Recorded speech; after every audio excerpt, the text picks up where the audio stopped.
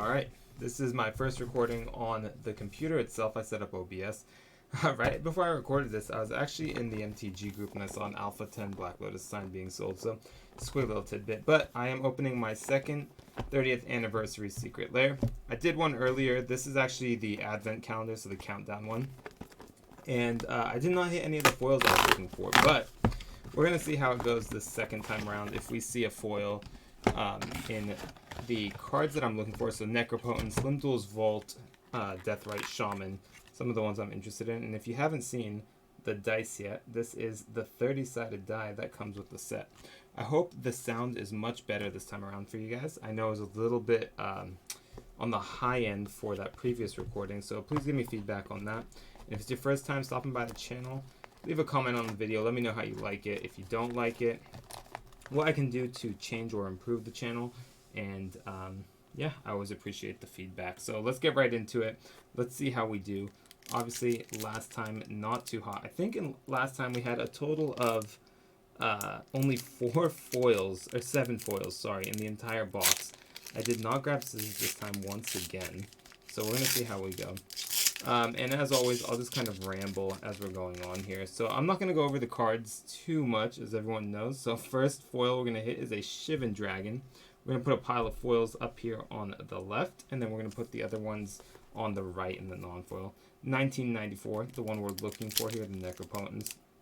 So as we go on here, I'm going to stop saying the card names here, and I'm just going to talk a little bit about everything that's going on, my experience with the market, and how products are doing with Magic, especially after that most recent fireside chat. So I'm sure if anyone is not living under a rock, you've heard that fireside chat with Wizards did not go as planned. A lot of people did not hear what they had wanted to in that chat. And basically, Wizards, there was a specific comment where they said that, well, for one, they said that they weren't going to stop production, that they don't believe they're overprinting, and they're printing the same amounts they had been printing before. And then the one thing that, I am forgetting her name, but the CEO of Wizards had said was that they don't get to participate in the secondary market. So we did not hit that one in foil, which was one we were looking for, but it's all right. They don't get to participate in the secondary market, and they will print products so that they are accessible to the customer, and they can keep the price low. And basically, what she then referenced there was, for example, the 40k decks, one of the only items that's actually gained value in the last few months. There we go, Lim Duels in foil, so happy with that. And how they are printing a third wave already. I mean, that's great and all, but the problem is that people just do not. So, as she mentioned that, just as a seller myself, I was kind of taken aback, because essentially what she was saying was that if Wizards sees a product is actually gaining value and they don't get to basically take a piece of the pie on that secondary market, they're going to go ahead and print the product again. They're going to make sure that the value essentially stays close to what the distribution costs are for the vendors, and they will not allow it to climb in value as long as it's something, you know, pretty recent. I don't know what the limitation is for that. Obviously, MH2 is an example of that. That set has just continually been printed. It's been churned out, and they have not stopped printing it. Smokestack and foil. We're actually getting quite a few foils this time, and there was, like I said, they're on the third wave of 40k now. The one thing that I can really point out here is that Kamigawa suffered from this.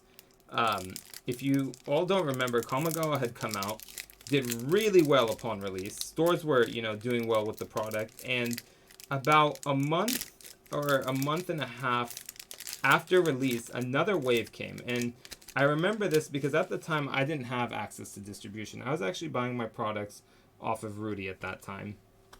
And I actually began buying product, I know everybody hates them, but from Card Shop Live on Drip.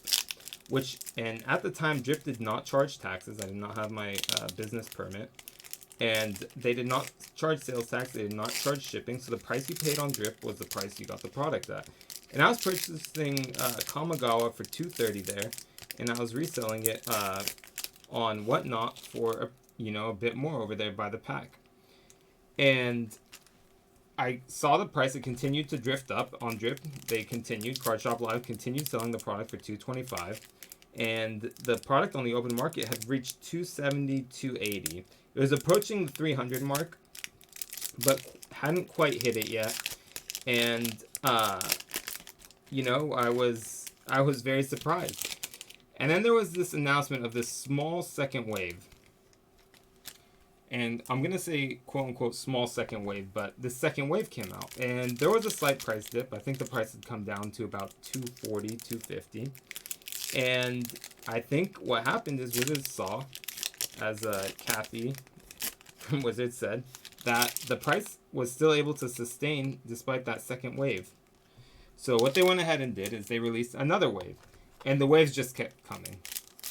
And eventually it did not stop until the price of the box collapsed to below what was profitable. Now, also at that time, I do want to point out, I think Kamigawa, if I'm remembering correctly, was the last time the cost for distribution on a product. Oh, we did hit the foil chrome mox. Very, very nice. So we've actually hit quite a few of the ones we were looking for. But as I was saying, it was the last time the box was actually before that price increase. So we saw that happen with Kamigawa, and shortly thereafter, then we had Streets. Streets came out. I think what happened is then they continued the same model. Streets did all right on release. I was selling it on Whatnot. The buyers were, happy with the product initially, and then it just kept coming. It did not stop, and a combination of Streets not being that great of a product and it continually coming out just caused the price to completely deteriorate and erode, and it dropped.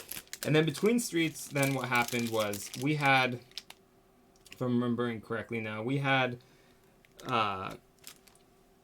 Baldur's Gate get announced, and then Double Masters was coming out. So now we were awaiting Double Masters and Baldur's Gate, and the price for Double Masters at that time, prior to all the spoilers, had been around, I want to say, I was paying about, this was not from distribution, this was from a secondary seller, but $225 a collector box. Ooh, that was kind of a rough opening. $225 a collector box, and around, I think, $250 a draft. And surprisingly, the price continued to climb. Wizards did not release additional product. And, everyone was scrambling to get the product. That first wave was actually a bit tight. Now, fast forward to now, obviously prices climbed. They had hit all the way, I think they peaked around 300 to 320 a collector box.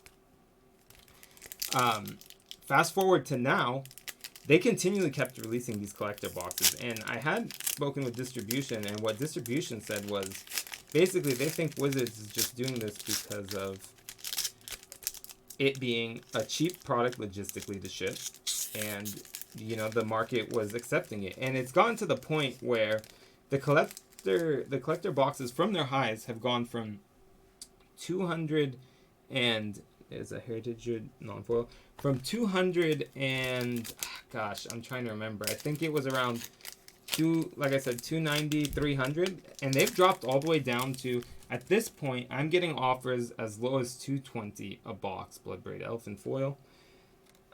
So obviously, far cry from their highs. Now, one thing that they have not done that with, and I have not been offered more of, is actually the draft boxes. So those little 4-packs, Wizards has continued, or, I don't really know where the additional product is coming from, but it has continued to pump out. I am still getting offered the product, and it was a great example of what Kathy had to say. There goes a Sun Titan in foil. I think this is the second time we've hit Sun Titan in foil, so a couple different ones there in foil. So I was actually obviously, like, the whole I think the majority of people were disappointed, but that was the comment that I think stood out the most to me during that entire thing, was that they would continue to release product if the price was to climb, because essentially they were saying they don't get to participate in that secondary market. And that caused me to honestly reevaluate how I would continue to do business. And part of the way I sell on Whatnot, and one of the reasons I've been fortunate enough to do well there, is a birthing pod on foil, is I actually get early access to product. And I'm usually one of the first to market, sometimes the first in the US. And I used to order my first allotment, which I paid a little bit more than normal for. And then I would get my second allotment for my standard distribution. And my second allotment came at the normal price. We hit Deathrite in the non-foil once again. I would get my second allotment at the standard price, and I actually wouldn't care to sit on that second set of boxes. And after hearing that, I honestly now feel that I have to be a lot more cautious with these secondary purchases, because the product just simply, Wizards will not, essentially what they stated is they will not allow for the product to climb in value. We got another Elspeth in foil. I actually had hit one of these in the previous one. I posted it to my TCG player. And then I guess a little mid-reel promotion here for myself. But if you do like buying cards and everything, looking at singles, just doing little games here and there, I am on Whatnot 4 to 5 times a week. I will provide a little link down below, and that link will provide you with a free $10 credit if you're just signing up. It'll also kick back 10 to me, and it's a way you can help support the channel. So yeah, I've essentially now decided that I had on order from Amazon, because I was actually a bit worried, similar to Delve Masters, that my allotment would be cut. I had on order 16 draft boxes for the original 160 that was on there, Dragonlord Uchitai. And I'm now reducing that. I actually canceled that order, and I'm just going to... And by the way, what I've seen from distribution is that essentially you're able to order what you want for this product. I have not...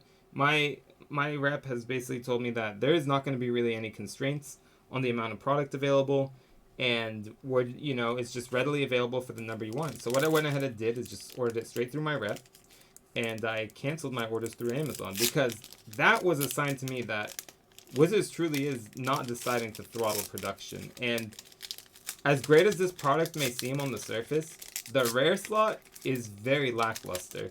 And that's one thing that also has me worried, because there's only so many times someone's going to open a pack, hit some crummy rare aside from Worldly Tutor and maybe a handful of others, and be like, you know what, I'm just going to go ahead and pick up the singles I'm looking for on the singles market. And that's, honestly the way a lot of people have been shifting. Unless you're really someone who loves the thrill of the chase from booster packs, then, a lot of people have now shifted to, it would have been cool to hit this one in the foil, have shifted to the pack opening, the singles instead of pack opening, just because, buying the product is not worth it anymore. And also sitting on sealed products is just not worth it anymore.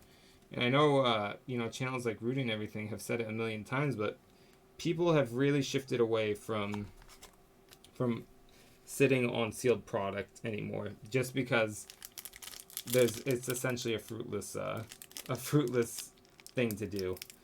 And that's just the reality of it. It's like your capital could be used elsewhere. Before I did all this Whatnot and streaming and everything, that was actually all I used to do, was sit on sealed product. And I hadn't been playing Magic for a long time, and it was providing good returns. I would sit on the product, sell it later on, and move forward. But now it seems like that is definitely not the case, and if you sit on sealed product, you're more likely to lose than gain, and that's what this last year has definitely been. We are already way ahead on the foils, by the way. 1, 2, 3, 4, 5, 6, 7, 8. 8 foils. No, I think 9 actually. Yep, 9. That Chrome Mox was hiding right there.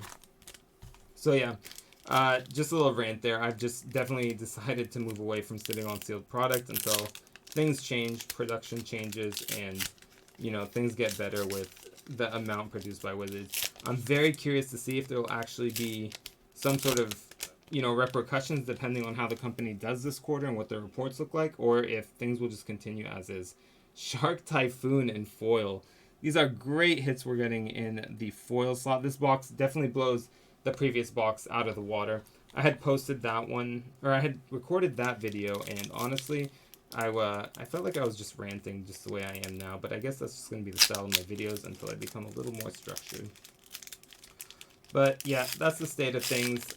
Turns out Jumpstart was a great product. I sold out of all my boxes initially. I had done an opening here. This was my previous video. and I sold out of 2 cases pretty quickly. And it turns out I actually threw a lot of the pulls which I had in that previous video. Here goes the last one. This is a double 2-pack in this one. I threw a lot of those anime cards into my bulk bin, and I was looking through it. Actually, I have one right here, I think, on the side.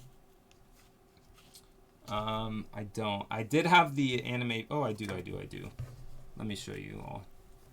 So I had these thrown in a bulk bin, and it turns out these anime cards are just, it is insane the demand that people are just the demand they're seeing from the market. I think Preordained, for example, is sitting at $7, and these are coming in the uncommon or common slots. So the packs are giving you value of $2, $3, $4, $5, $6, $7, $8 in the common uncommon slot on top of whatever your rare value is. And that's just absolutely insane. Now, the only thing that I will say is obviously tread with caution. I think the majority of value in those Jumpstart boxes right now is coming from that common uncommon slot. And if reprints do come, I think those cards will collapse in value. And that's just my personal thoughts, but like I said, just tread cautiously. Alright, and here we go. Last pack magic. Nashi, Moonsage's Scion in non-foil. And we are hitting the Lotus Field in foil. That was an absolutely crazy box. Hitting 1, 2, 3, 4, 5, 6, 7, 8, 9, 10, 11 foils. Where in the last box we had only hit 7. But yeah, those were just a little opening here for you all, and I wanted to share that with you, give you guys my opinion on what's going on right now, my thoughts on Magic 30 and everything that's happening. I hope the quality of the video was slightly better. I am trying to work on the lighting. I know there's this crazy shadow right here, but I hope the sound was a lot better than in the previous video. And if you did enjoy the video, please leave a comment down below and a like. It'll help push it to other people who share similar interests in content. And if you didn't like the video, please dislike the video and give me some constructive feedback in the comments down below. I appreciate everyone who sat here till the end, and do make sure to check out that link down below. I'll catch you all later in the next video.